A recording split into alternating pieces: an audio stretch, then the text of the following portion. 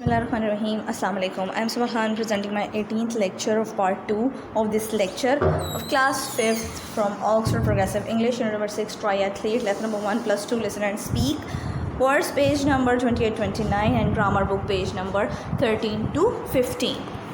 Here is your book title page. Okay, it's your triathlete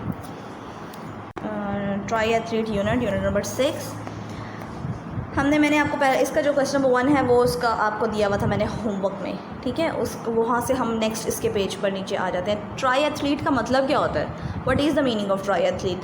try मतलब 3, athletes जो हमारे sports होते हैं, स्पोर्ट्स मैन या स्पोर्ट्स वुमेन होते हैं। ट्राई एथलीट्स होते हैं जिन्होंने 3 रेसेस ली हुई होती हैं, ठीक है।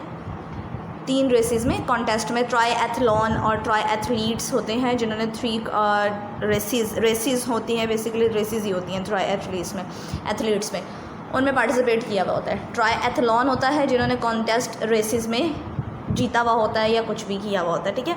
ये ट्राई एथलीट बेसिकली ये होता है कि 3 का होता है। अच्छा, हमारे पास नेक्स्ट इन्होंने क्या कहा है? Read the circle and correct the word. Read and circle the correct word. Listen and check your answer. Okay, we have to circle according to their sentences. When he trains 5 days a week for a triathlon. अच्छा, triathlon जो जिसने 3 रेसों में races में क्या है participate किया हुआ है, कॉन्टेस्ट्स में हिस्सा लिया हुआ है, ठीक है, उन्होंने पास आउट किया हुआ है। अब हमारे पास है very little, much, a lot. क्या होता है? वेरी लिटल बहुत कम, मच उससे थोड़ा ऊपर, अलॉट बहुत ज़्यादा। So he needs to eat carefully, तो उसको जो है वो बहुत केयरफुली खाना पड़ेगा। जब आप एथलीट्स होते हो तो आप अपनी डाइट का प्रॉपर्ली ध्यान रखते हो ताकि आप अपने आप को ओवरवेट ना करो, एक्टिव रहो, एक्टिव खाने के लिए ताकि आप अच्छे से भाग सको, ठीक है। एथलीट हमने 4th क्लास में भी पढ़ा था, athletic athletes. He drinks a lot of much water, उससे बहुत सारा पानी पीना पड़ता है। अब वेरी लिटल फ्यू टी, और बहुत कम टी पीनी पड़ती है। He eats a lot many of vegetables, बहुत सारी वेजिटेबल्स खानी पड़ती हैं। बट वेरी लिटल और वेरी फ्यू चॉकलेट, और बहुत कम चॉकलेट खानी पड़ती है। लाइक चीट मील होता है वो आपका, जब आप डाइट कर रहे होते हो तो आपका एक दिन होता है जिसमें आप कुछ बाहर का या कुछ इस तरह से आप खा सकते हो, जंक फूड खा सकते हो।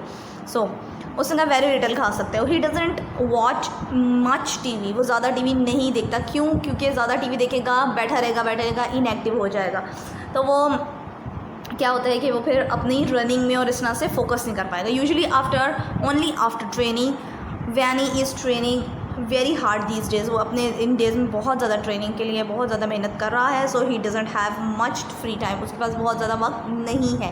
As I am reading the right option, ठीक है, मैं राइट ऑप्शन रीड कर रही हूँ, आप उसको सर्कल करोगे, दूसरे वर्ड को कट कर दोगे। Today he is cooking fried rice, this gives him a lot of energy, ठीक है। ये उसने फ्राइड राइस बनाया है जो उसको बहुत एनर्जी देते हैं फॉर हिज ट्रेनिंग, उसकी ट्रेनिंग के लिए। स्टडी दीज पैराफिक्सेस, पैराफिक्सेस क्या बोलते हैं? पैराफिक्सेस बोलते हैं फॉर नंबर्स। पैराफिक्स आप उर्दू में पढ़ते हो, सबके पढ़ते हो ना, सबके लाके। पैराफिक्सेस उर्दू इंग्लिश में बोलते हैं सबको, वो बिफोर यानी जो पहले आने वाले वर्ड्स होते हैं। समझ आई? मैंने उर्दू में इसलिए आपको बता दिया ताकि आपको ईजीनेस हो कि पैराफिक्स कहते किसे हैं। पैराफिक्सेस बोलते हैं सबकों को, जो वर्ड्स पहले आने वाले होते हैं उनसे जो हम वर्ड बनाते हैं, जिस तरह उर्दू में बनाते हो आप। Find the words in the dictionary on pages 121 to 128 and write them on the right line on your notebook. We have these words on page 121 to page 128। हमने यहाँ से ये कुछ वर्ड्स लिख लिए हैं यहाँ पर। अब यहाँ से उठाने हैं हमने वर्ड्स और यहाँ पर पुट करने हैं प्रीफिक्सेस में, ठीक है। प्रीफिक्सेस हमारे पास क्या होते हैं? Again I am repeating, prefixes हमारे पास होते हैं जो बिफोर आने वाले वर्ड्स होते हैं, यानी सब के होते हैं। यूनी से बनने वाले वर्ड, यूनिकॉर्न यूनिवर्सिटी नहीं होगा, यूनिकॉर्न और यूनिसाइकिल, ठीक है। अब ड्यूल और बाईसाइकिल, ठीक है, बाईसाइकिल और बाईड्यूल। यानी ड्यू का मतलब होता है DU, और ड्यू मतलब होता है 2 जमा यानी plural. Dual, triangle, triathlete, triathlon, quad bike, quads, ठीक है। क्वाड्स भी आप क्वाड्रलैंड्स को बोलते हो। नेक्स्ट वो क्या कह रहे हैं?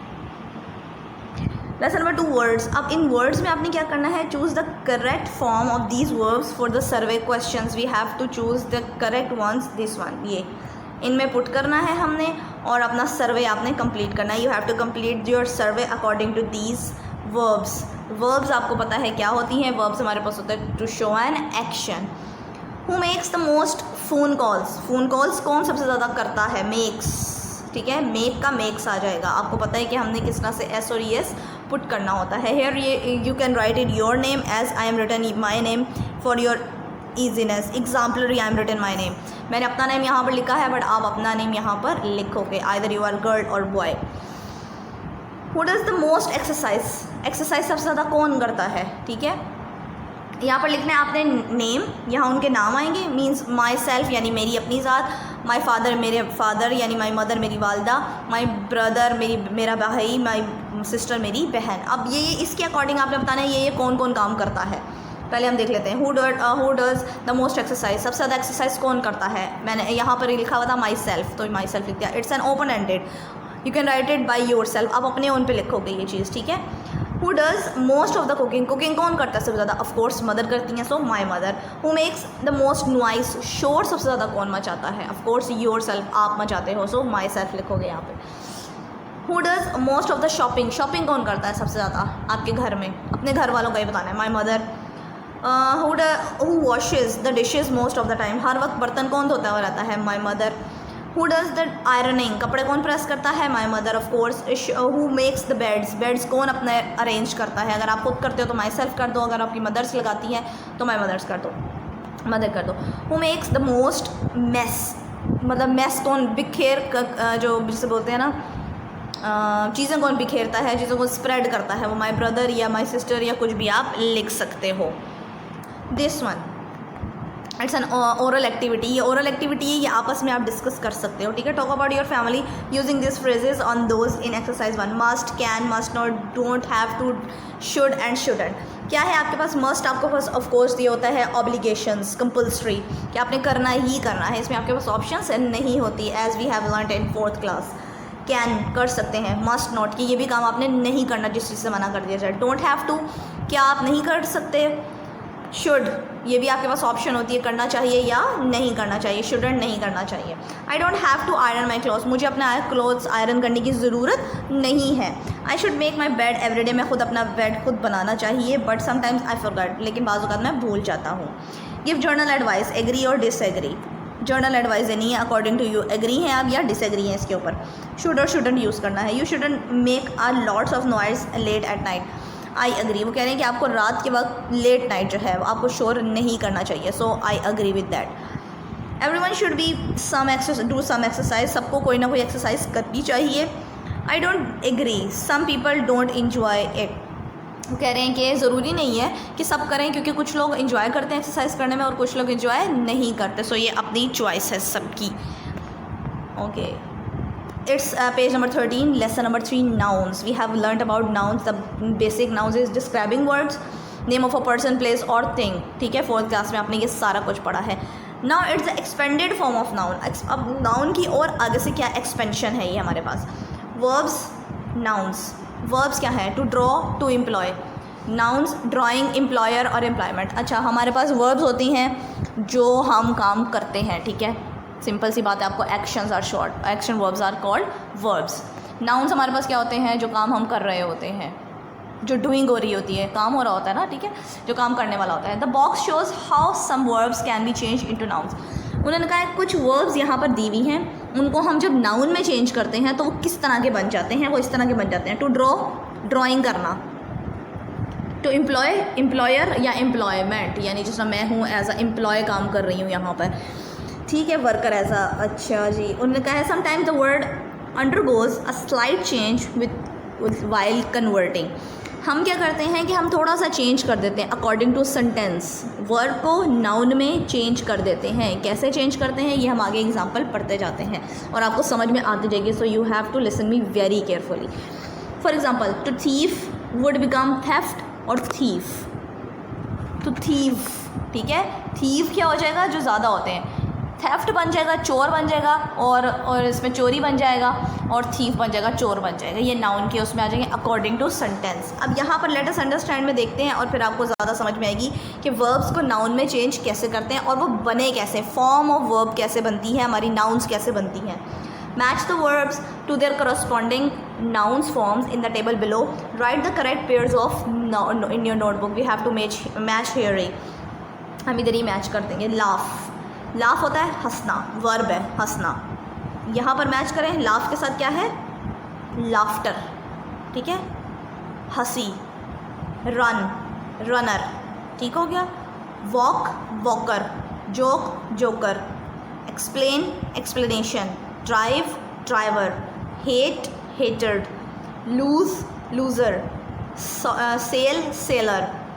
Enter, entrance. ये हमारा नाउन है, ये नाउन है और ये वर्ब है. ये वर्ब जो हम काम कर रहे होते हैं, एक्शंस हमारे होते हैं, और ये नाउन होती है जो चीज़ हमें गिवन होती है.